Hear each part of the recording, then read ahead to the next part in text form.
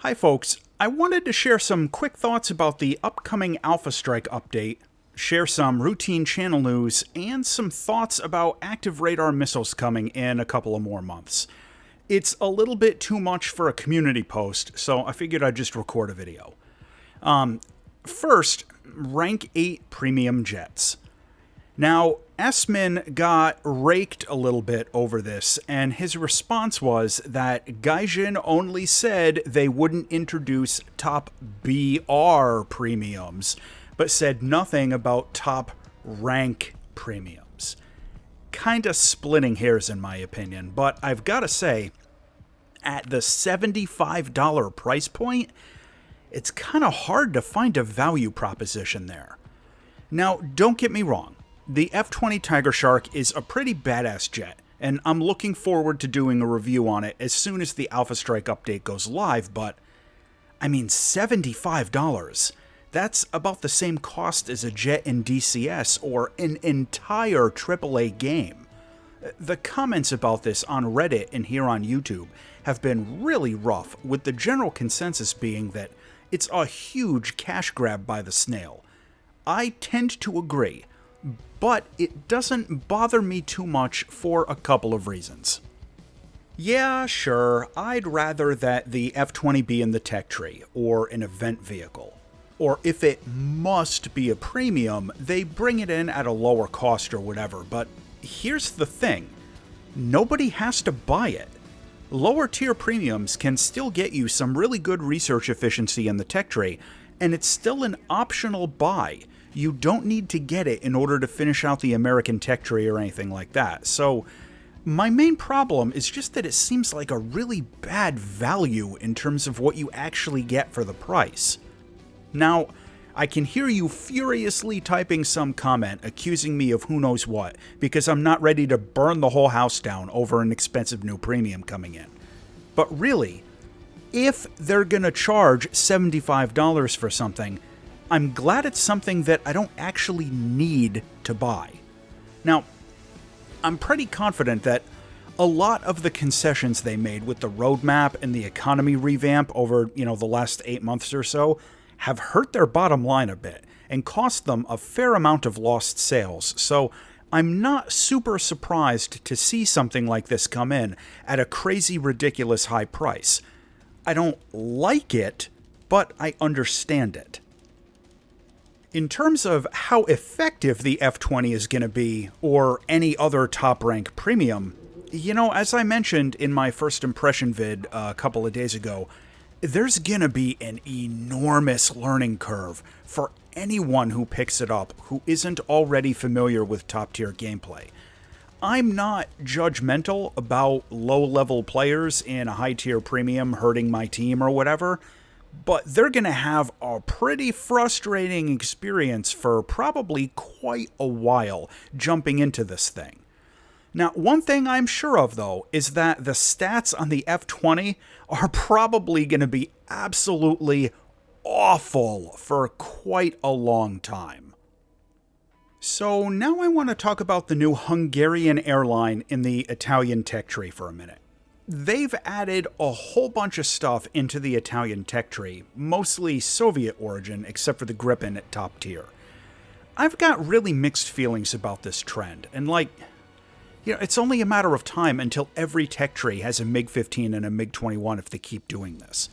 I get that they wanted to give Italy some more vehicles, and the Hungarian stuff isn't a bad choice for a number of reasons, but it really cuts back on the uniqueness of the tech trees when they do this.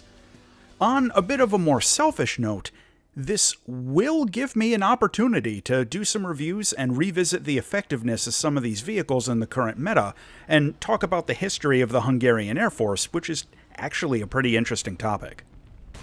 Which brings me to some marginally related channel news. Now, as many of you know, I usually produce my reviews a week or two in advance so that I can keep up my release schedule if I'm busy and can't make a video some week. Well, with the Alpha Strike update, they're making some major changes to the UI and some basic functionality, so I'm going to publish a couple of reviews before they become outdated. Now, don't get the wrong idea. The vehicles in my next couple of vids haven't changed in years, but I don't like to publish old footage. This also means a couple of weeks after the patch goes live and I've covered most of the new vehicles, there might be a week or 3 without an update, or with a low-tier fun tier or something instead of a regular review. I'm working on a video project that you won't see for about a month, and it's taking up a lot of clock time. And after the patch, I'll need to update my radar and air-to-ground weapon guides, both of which are going to be incredibly time-consuming to do. So I guess what I'm saying is, if I miss a weekly update or two, don't read anything into it, beyond just that I've got a packed content schedule, and it takes time to produce these vids on my own. Oh, and I've also got some major projects going on at my day job right now, so yeah, the timing of these game updates couldn't be worse for me, but it's fine. I still do this as a hobby. The last thing I want to talk about are active radar missiles.